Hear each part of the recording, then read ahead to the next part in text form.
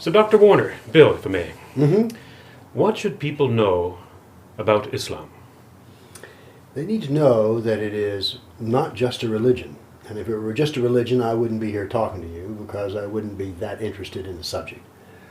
The thing they need to understand about Islam is it is primarily a political system. And even under Muhammad, it didn't achieve any power until it became a political system. And unfortunately, it has an element of force about its politics. This is not just pure persuasion. The reason we need to know this is not just an abstract political idea, but when we look in the history of Islam, we see that Islam annihilates civilizations. I'll give you an example. North Africa used to be primarily in the European sphere and was Christian in its religion. Now then it's Arab and Muslim. So the original civilization that was in North Africa, there are archaeological signs, but that's all. So what we need to understand is Islam is a political system. Its growth includes the use of force, and in the end its total goal is complete annihilation of all other civilizations except Islam. What do you have to say about Muslims who feel that Islam is a religion and not a political ideology? Is there any room in our society for Muslims who think like that? First off, let me make this clear. I really don't discuss Muslims because you've already gotten down to their individual characteristics. They tell me there's roughly 1.5 billion Muslims on the face of the earth, and I call the study of what Muslims think and do Muslimology, the study of Muslims. I do not study Muslims. I study Islam. Let me be clear. Islam is a doctrine found in 3 sacred texts: Koran, Sira, the biography of Muhammad, and Hadith, his traditions. I discuss political ideas found in those 3 books, not what Muslims do. I see. So, as a political ideology, as a warlike ideology, history would show, how is that compatible with Western democracy, or is it? It's not, briefly. Let's not even discuss Western democracy. Let's take one step back and look at a larger concept of what we call civilization. Our civilization is based upon fundamentally 2 principles, one intellectual and the other ethical. The ethical consideration is the golden rule. The intellectual consideration is critical thought. From these 2 things we get the roots of our civilization. Islam as a civilization denies the existence of the golden rule, instead uses dualistic ethics. That is, how a person is treated depends upon what social class they belong to. Are they a woman? Are they a Muslim? Are they a non-Muslim? Are they an apostate? So the ethics of Islam depend on who you're dealing with. The golden rule is a unitary ethic in that it's to treat all others as they would be treated. Ideal reciprocity. Now, do we meet that all the time? Of course not. But it is the rule we're guided by. Islam does not really recognize critical thought. Instead, it recognizes authoritative thought. That is, every intellectual conclusion must line up with Muhammad or Allah. And that's the problem here. Dualistic ethics is not compatible with unitary ethics. And critical thought is not compatible with authoritative thought, which says, no, we don't care what your logic says. It must achieve this answer. They're not compatible. There's an aspect to Islam called exegesis, where it is a critical analysis of text. Yes. Would you call yourself an exegist? I guess in a strange way I am, except I'm a kafir exegist. Yes. Let me define kafir. By the way, I'm told that all my Arabic pronunciations are dreadfully southern. I think they say kafir. So are your English. Well, all right. Well, no, that's uniform there. At least from my perspective, right. I do apologize. That's quite all right. But anyway, a kafir is a non-Muslim. And so I am a kafir exegete. Now, by the way, I read the Muslim exegetes, in particular Ibn Kathir, not kafir. I have whole books on this subject. I've read, at one time, before there was an explosion of sorts, I owned every book published in English on the subject of the Quran. So, Yeah, I'm an exegete in a strange way. Do you think there's room for Muslims to analyze their texts in a more critical way, the way you have? Oh, I don't know, but we're drifting this conversation back to Muslims. I don't want to suggest. I don't want to bring out any particular Muslim the thing or of it anything is, like that. But in dealing with religion, what I find most people do in religions, if they're going to modify them or put their own spin on it, is there's things they just ignore. Mm-hmm. They don't go there. It's not that they take and modify it so much as they just delete it. So I have many friends who are Jewish, but they don't follow the Torah. They're sort of Jews in name only, or cultural Jews. Cultural Jews, I don't know what you call it. But anyway, that business in the Ten Commandments, they keep some of it, but not all of it. I see. So, and I'm sure, look, the reason I don't step off too deep into Muslims is for the simple reason there's so many different ways that one can interpret anything. Mm-hmm. And so I just say, well, look, here's what I read, and here's how it looks from the standpoint of the kafir. Let me point out to you how important this is. There was a day in Medina when Muhammad had 800 male Jews murdered because of one thing. They disagreed with him intellectually as to whether he was the prophet of Allah. They said no, he said yes I am, and so they died for their intellectual assertion. There's 3 points of view of that event. The Muslim point of view is one of almost euphoria and happiness because the perfidious Jews had now been crushed. That's one view. The second view, I'm a kafir, I say it was a war crime and an act of evil. But there's a third view, that of the apologist. Oh, that was then, this is now, the Christians have done worse, we all need to get along, you're too judgmental, you're a bigot. So there are 3 points of view on everything dealing with Islam. And I interpret everything from the standpoint of the unbeliever. Now that leaves 2 points of view that any other people can adopt. As long as we understand they're not compatible, nor will they ever agree. That third point of view, one of moral relativism, Mm-hmm. I'm not worthy to judge somebody else's actions, that seems to be the prevailing point of view of Western society, at least from my perspective. Yes. Are we drowning? Are we killing ourselves by having this moral subjective viewpoint? I think so, and I'm not advocating for any other particular viewpoint, as I find that saying, well, it's all relative, yeah, you'll see how relative it is when you cross them, and you'll discover that their views are defended quite absolutely. Mm-hmm. I know that because they call me names, they say I am immoral. Well, now wait a minute. If this is not a moral universe, how could I even be immoral? You're turning their own terms Yes, against them. yes. How could I possibly be immoral if it's all relative, right? What is it historically about Islam that's taken your attention? I know that you've put together a presentation where you show over 800 battles Mm-hmm. fought in the name of Muhammad and Islam, which by you're positing that was what created the Dark Ages. That is what destroyed the Roman Empire and the Byzantine Empire and Yes. the empires of North Africa. Mm-hmm. Why isn't that taught in schools today? You know? I thought it was always the German hordes, the barbarians, Right. That's the what we're Vandals. told. Yes, that's what we're told. Mm-hmm. And yet we know that the Vandals in North Africa began to Romanize themselves soon after they moved in to take over. As did the German tribes who moved in, by the way. Their whole purpose was to get a piece of the pie, not to eliminate the pie. Here's the deal. Islam basically says that all other civilizations are an affront to Allah. That is, they have no right to exist. There's even a term for all non-Muslims societies called Jahiliyyah. Again, the pronunciation mine.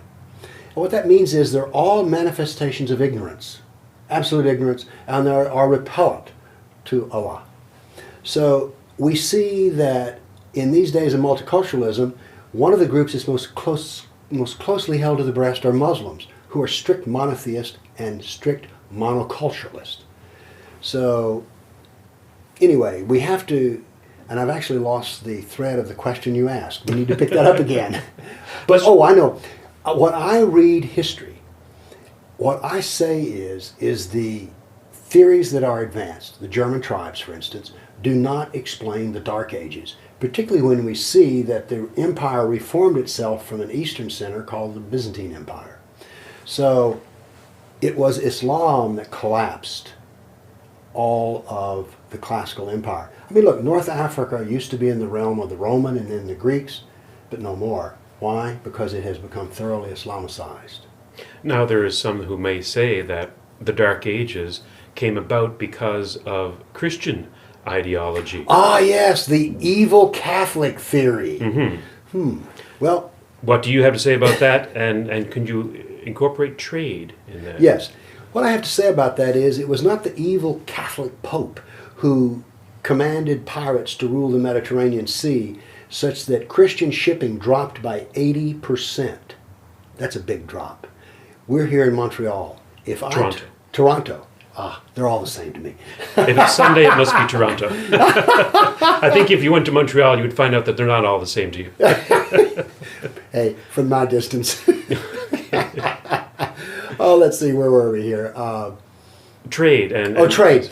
That the Muslims destroyed trade. Oh, what I started to say was, if in this city, it will be neutral, if in this city I eliminated 80% of the flights coming into this city, if I eliminated 80% of the trucking and 80% of the shipping, what would happen to this, quote, civilization? Well, people will go hungry, people will turn to an agrarian lifestyle, there'd be quite the stifling of commerce. Oh, Yeah. and what we would see is that civilization as we know it would collapse. If we eliminate 80% of all the trade into this town, then it would collapse. And that's basically what happened in the Dark Ages. It collapsed economically. And this theory has not been postulated anywhere in the textbooks of history? Well, actually it has. There was one particular, it's not a textbook, it's a magnificent historical work out of Harvard called The Rise of the European Economy, AD 300 to 900. So I suspected this, but when I read the actual hardcore data from archaeological work, I went, yes, this is what I always suspected existed. And you went back and you plotted all of the battles of in favor of Islam as they went through Europe for 1400 years to show quite graphically, out of rather mundane data that nobody else would have even given a cursory look at, that the fall of the Roman Empire, the Dark Ages, are directly linked, causally, to all of these attempts by Islam to overthrow Europe. Well, I cataloged, and this was only because of the internet I was able to do this, I cataloged 548 battles was the actual number that had been fought. I have another database of 11,000 jihad attacks. But what I was forced to do was to come up with a way that would capture the dynamic quality of this. And so I created what I call a dynamic battle map, which actually I should email you, and you might even splice some of this in, because I find that when people look at this, they're like, oh my word.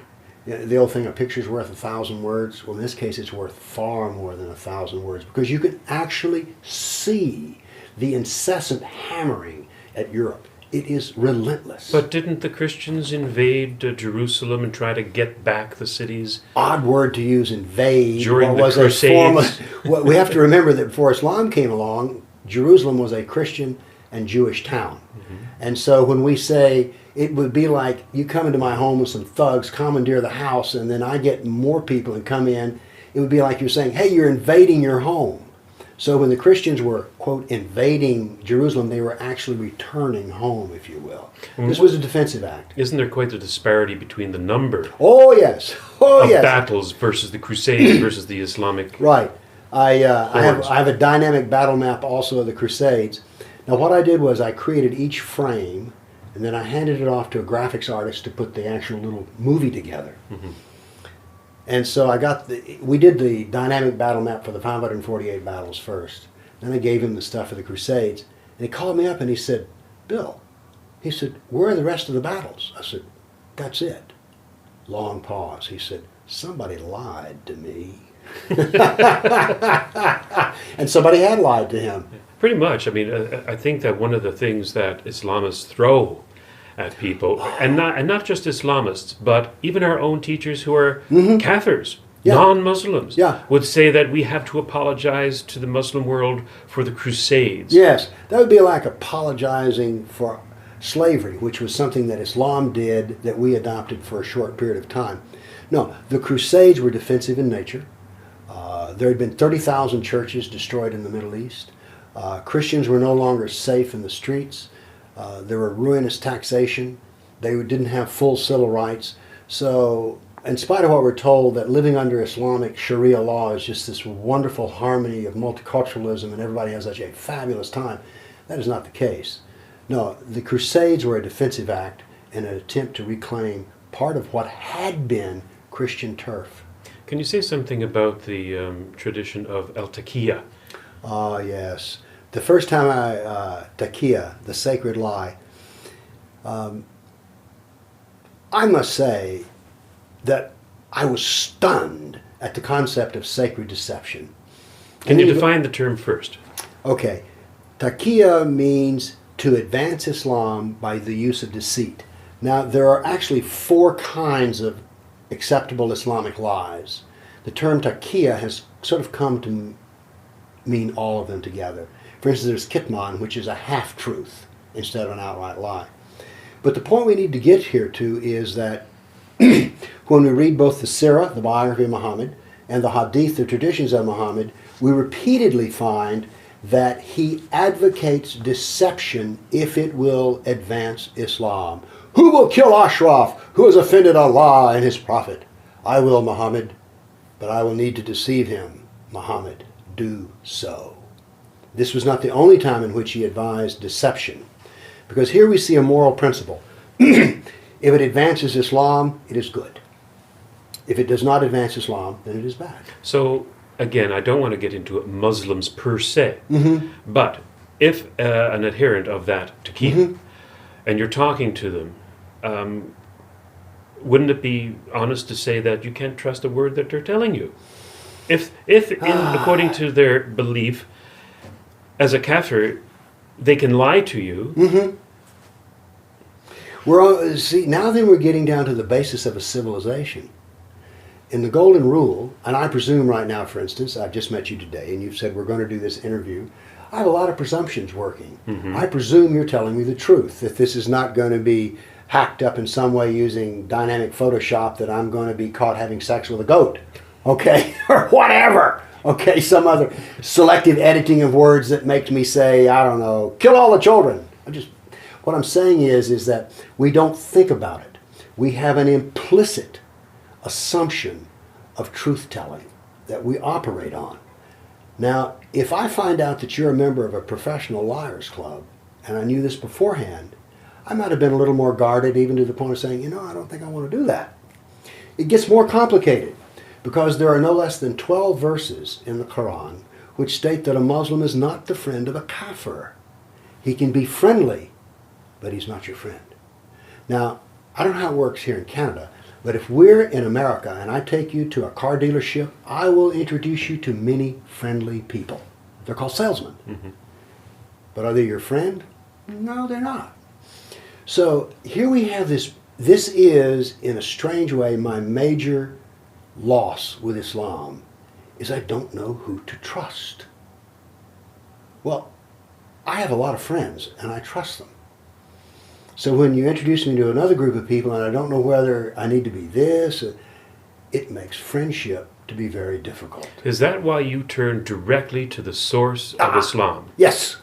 When people say to me, well, I have this friend, this professional engineer at work, and he says, I say, I too have a Muslim friend. His name is Muhammad. Now let me explain the difference between my friend and your friend. If your friend, the professional engineer, says something that agrees with Muhammad, then he is right, but he's redundant. If he says something that disagrees with Muhammad, then he's wrong. Well, your Muslim friend is either redundant or misleading you. So I think we just ought to listen to my friend, Muhammad, because here's what Muhammad will do. My experience with Muslims is they will tell you at least half the truth, but they won't tell you all the truth.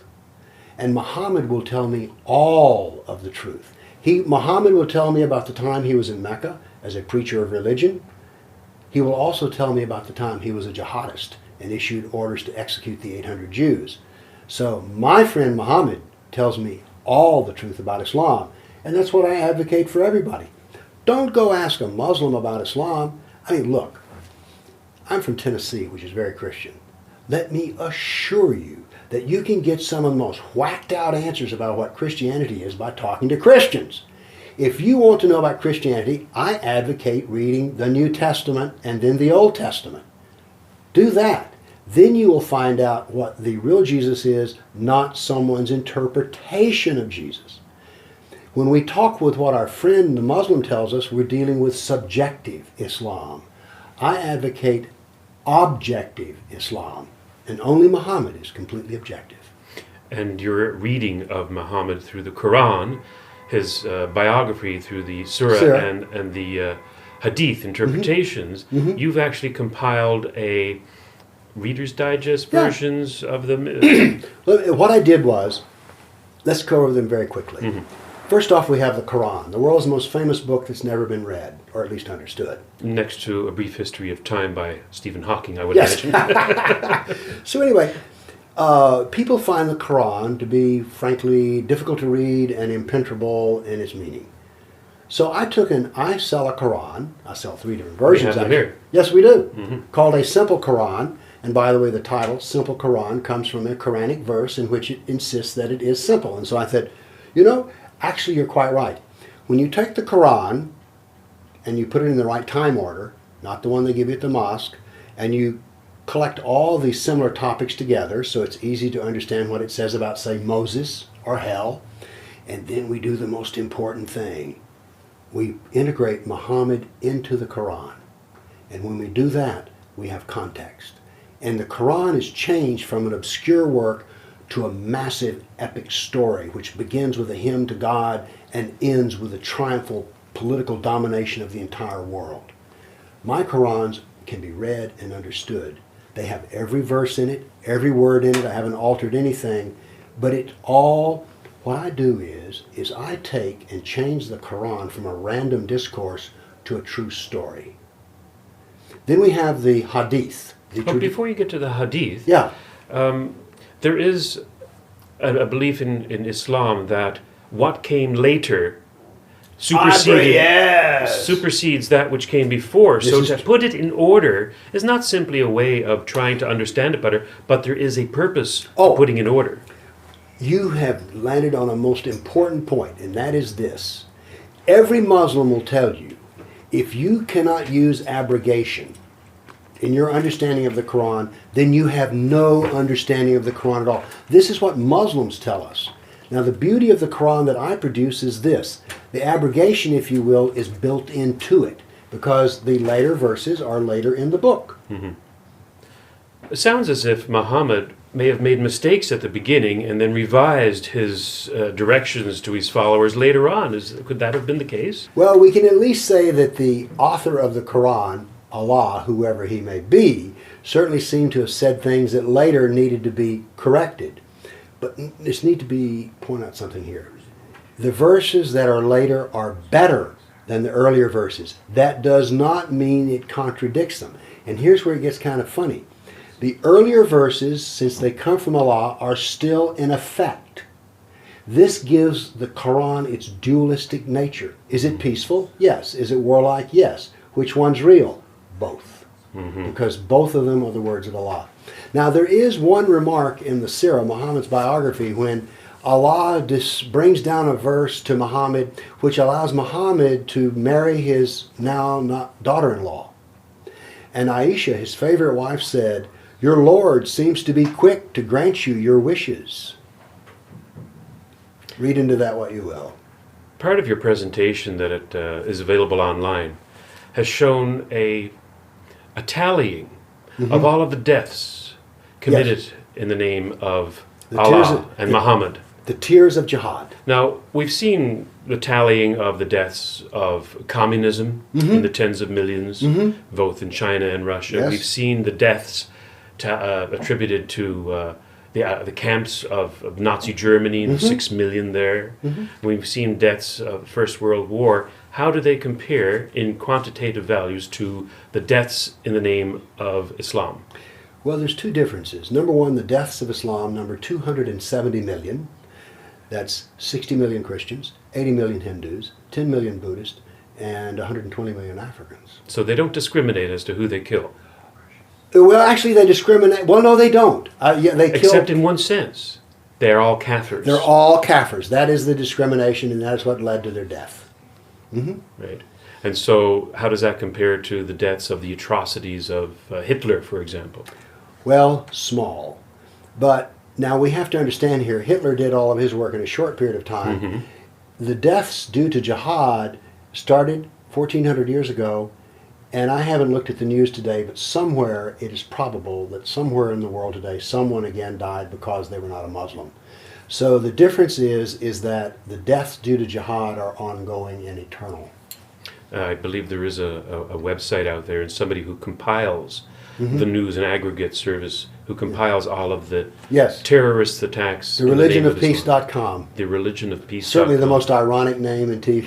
And since media. 2001, I think the tally is close to 20,000? Over 19,000. 19,000 Over 19 deaths.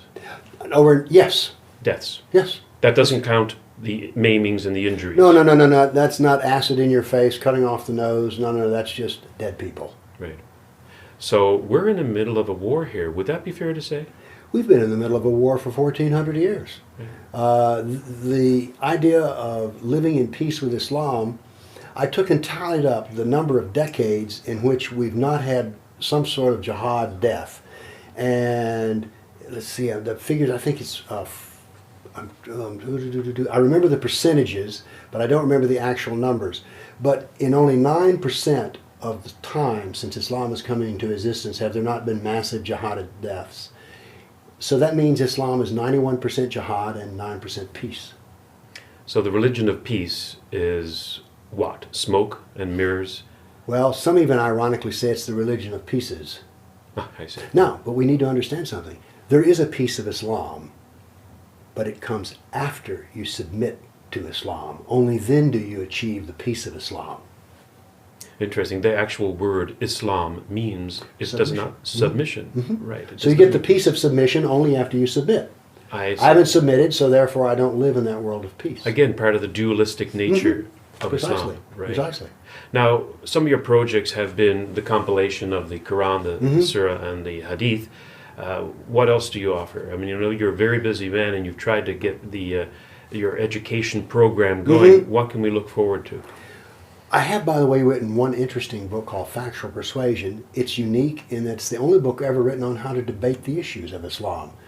And this came about, very briefly, through the years that I spent debating my liberal, progressive friends on the subject of Islam using factual basis, and I batted 1,000. 100% of them I changed their mind. Now, they still vote progressive, but they're against the implication of political Islam. Because of an education project. Because of an education. Everything You're I a do teacher, aren't you? I spent 8 years in university. 8 years in yeah. university. Your specialty was? I taught in the university, was undergraduate. I was sort of the utility infielder. Math, physics, that was whatever they needed done. You trained in quantum physics, I understand. And that is true. That's the rumor is true, yes. So you're a pretty smart cookie. You're not off the shelf. Well, at least I'm hardworking. You're hardworking, yes.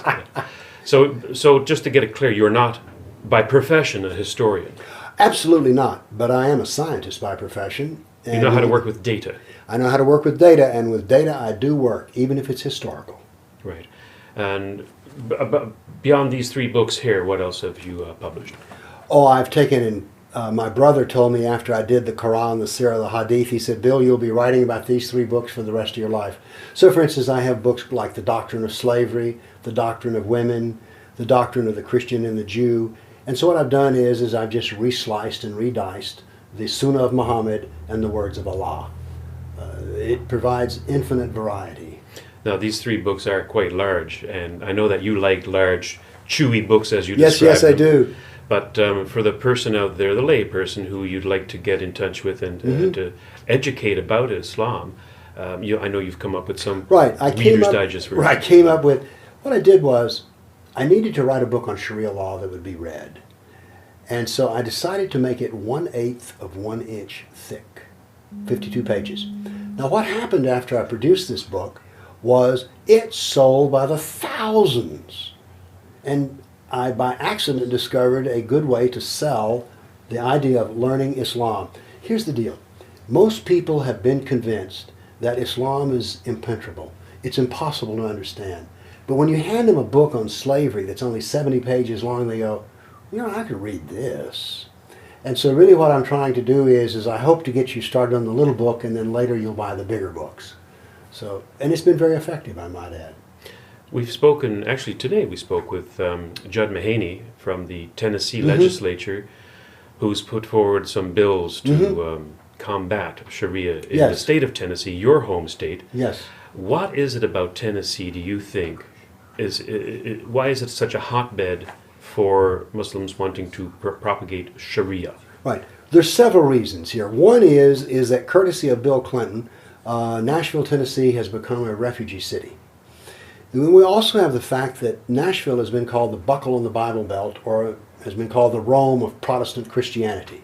So we are a key attack point with regards to Islam and its battle against Christianity. In other words, if they could defeat Christianity there, they can defeat it anywhere. If they can take Rome, they've pretty much taken Roman Catholicism. It works like that.